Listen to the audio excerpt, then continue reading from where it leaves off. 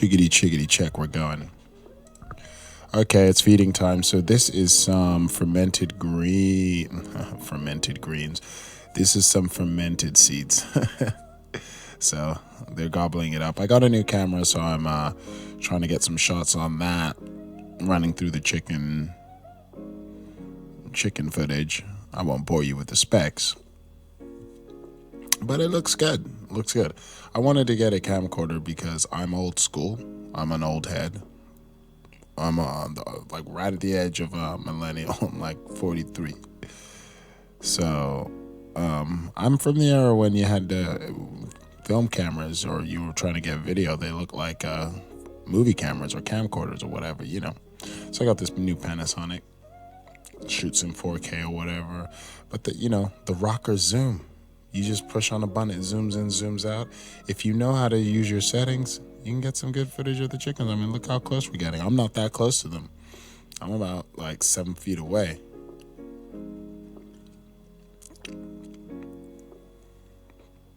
But I'm able to get up in there. See that? Just gobbling up those seeds. You can see Billy's kind of a bully, but Lex is kind of unaffected. Like,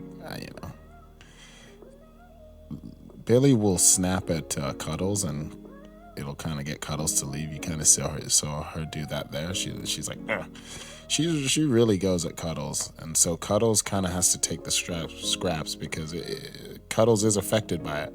It's funny because we had another chicken, Val. I don't know if I told the story about Val's departing, but Cuddles and Val look like twins. You couldn't really distinguish the two. Val had a little tag on her leg, and they used to be the bullies together.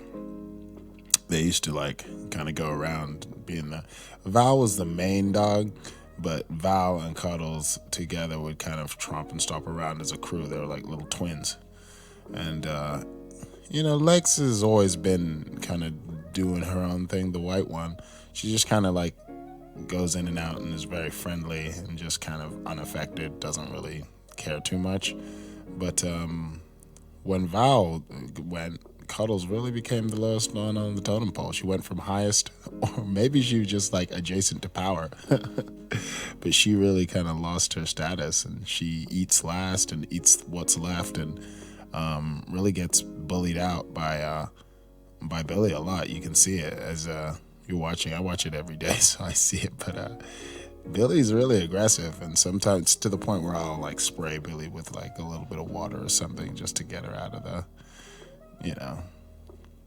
or I just try to disperse food in such a way where they can't bother each other. There's enough for everyone to just kind of go around when they're scratching around the area.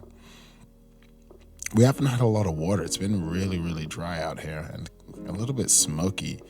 So I feel like even in the footage, you're trying to get like clear footage, but it's a little hazy out there. So we're making some greens now. We got some more greens coming in. Old greens getting munched on. New greens coming in. You know how we do it. So it's been good. Legs is kind of skulking around. She's really being annoying. I was like, come on, leave me be. Let me do my thing. But this was satisfying, just getting all the old dirt, recycling that. Yeah, just scraping that off. That felt good. And so, yeah, I don't know what else to say right now. I'm just kind of filibustering. But we're just making more greens. And so we're getting this off. And I decided to use more cocoa coir because I felt like I needed to soften up the soil a little bit. It seemed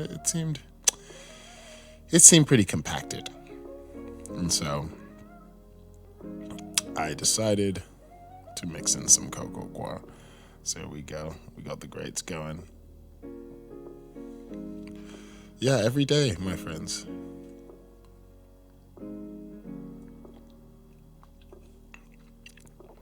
Every day we be doing this. Now, I don't know, or at least 3 times a week. When I have the time off. I mean, I'll put my coat on and come out in the wintertime. I'm telling you. Right now it's a late fall, so it's not a big deal. I can come out here with my t-shirt on. It's been a nice fall. Almost too nice because I feel like smoky skies. I mean, that must mean some trees or something is burning somewhere. Oh, I could give for some rain.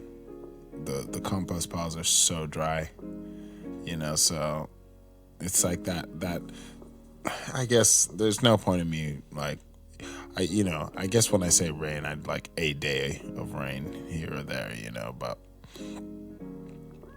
ultimately, the compost piles are the things that need the most water, and they just haven't gotten any. I don't know. It's been many days without water.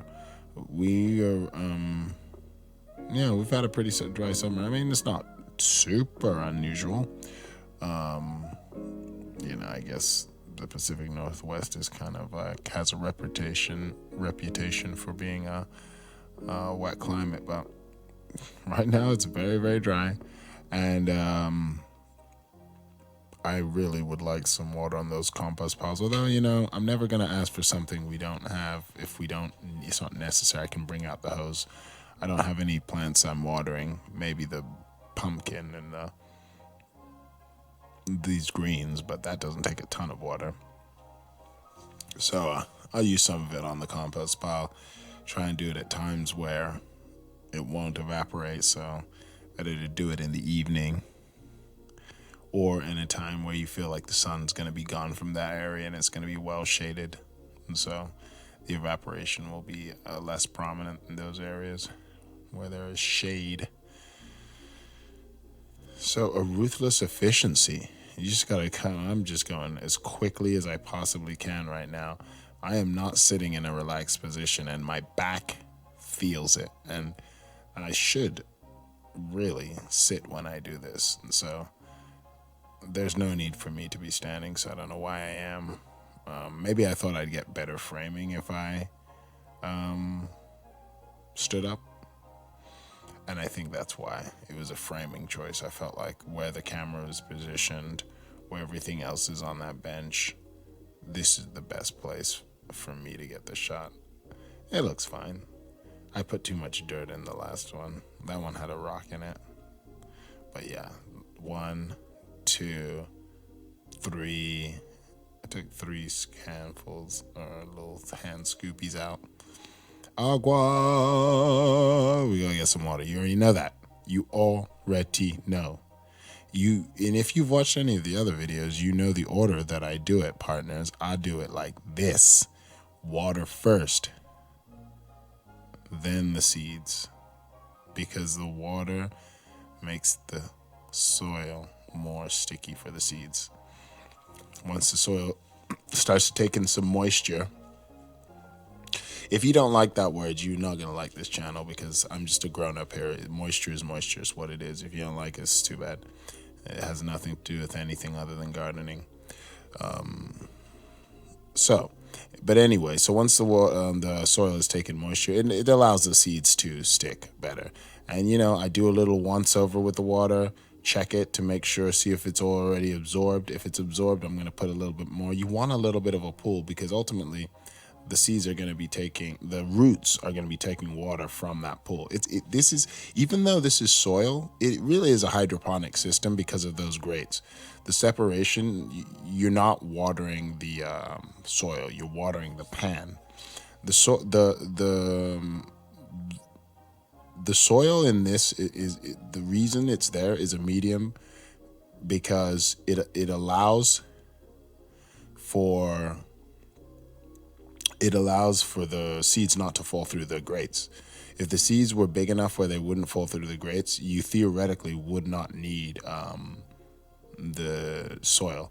I've sprouted seeds, barley seeds, oat seeds. Those are bigger and they stay above the grates. I've sprouted those with just water, and they've grown, and it's pure hydro. So this is, even though there is soil, it's kind of it is actually a hydroponics. I consider this a hydroponic system because you're watering straight to the roots. That's really what I consider hydroponics. So I almost look at that cocoa coir in a way where in a hydroponic system you'd use hydrotone as your medium. It's not that the hydrotone is absorbing the water. It's holding them in place because soil has two jobs. It can hold the roots in, anchor the plant, help give something the plant to anchor it, which is what it's doing, but it's not really there to absorb or store moisture. You're really looking for the basin. So there's another shot of little cuddles, and I really like it. And so I was all on the balcony here getting some far shots because this is my prerogative. Now I'm using the Atmos, but I'm not recording on the Atmos. But because I'm able to use the monitor and get better visuals, I can catch this. There's this little squirrel I caught here. Boom. Do you see that squirrel right there running up the tree? Thanks for watching, my lovers, if you made it this far in my boring videos. But yeah, I use the monitor to catch that squirrel. Pretty awesome, eh? Well, I'll talk to you later, our lovers.